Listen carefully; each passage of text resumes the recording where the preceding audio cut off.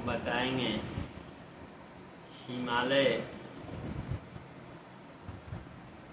महाराज को श्री पार्वती जी के द्वारा जो बताया गया देवी पुराण में वर्णित है कि संतान होता है तो कब बेटा होगा कब बेटी होगी। देवी पुराण में माँ पार्वती के द्वारा अपने पिता हिमालय राज को बताया गया है, उसको बता रहा है। कह रहे माँ हिमालय राज से कि रजो धर्म के चौथे दिन स्त्री ऋतु स्नान करके शुद्ध होती है। मतलब जब औरतों को माहवारी यानी मेंस होता है तो चौथे दिन वो स्नान करके शुद्ध होती है। उस दिन से लेकर 16वें दिन तक ऋतु काल कहा गया है। मतलब चौथे दिन से 16वें दिन तक ऋतु काल कहा गया है। तो कह रही है माँ पार्वती हिमालय राज से कि हे पर्वत श्रेष्ठ, विषम दिन में समागम करने से स्त्री और सम दिन में समागम करने से पुरुष की उत्पत्ति होती है। तो जिस दिन से मेंस शुरू होता है उस दिन से एक गिनेंगे, एक,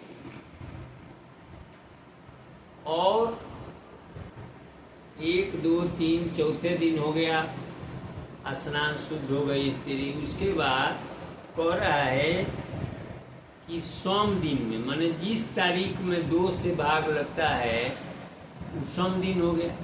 तो उस दिन प्रयास करने से पुत्र के लिए तो निश्चित ही पुत्र होगा, और जिसमें 2 से भाग नहीं लगता है उस दिन विषम दिन हो गया।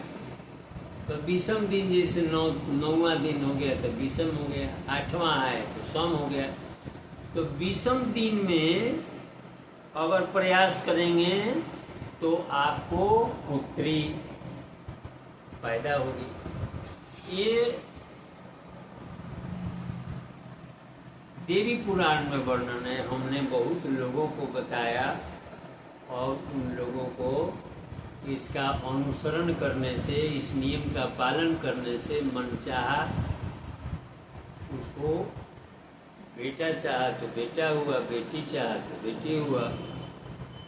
और कह रही है माँ पार्वती कि ऋतु स्नान की हुई कामार्थ स्त्री जिसके मुख का दर्शन करती है उसी की मुखाकृति की संतान जन्म लेती है। जिस दिन स्नान करती है उसके बाद उसको अपने पति का मुख देखना चाहिए। अतः स्त्री को उस समय अपने पति का मुख देखना चाहिए, दूसरे का नहीं। वह तो उसके पति के मुखाकृति का पुत्र होगा या पुत्री होगी। ये विधान है और हमारे धर्म शास्त्रों में सब चीज वर्णित है।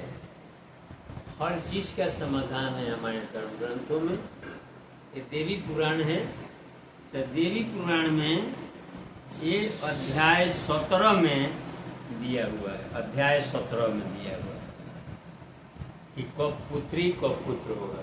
इस नियम को पालन करने वाले को पुत्र रत्न और पुत्री दोनों उसके इच्छा के अनुसार प्राप्त हो सकता है। जय माँ भगवती।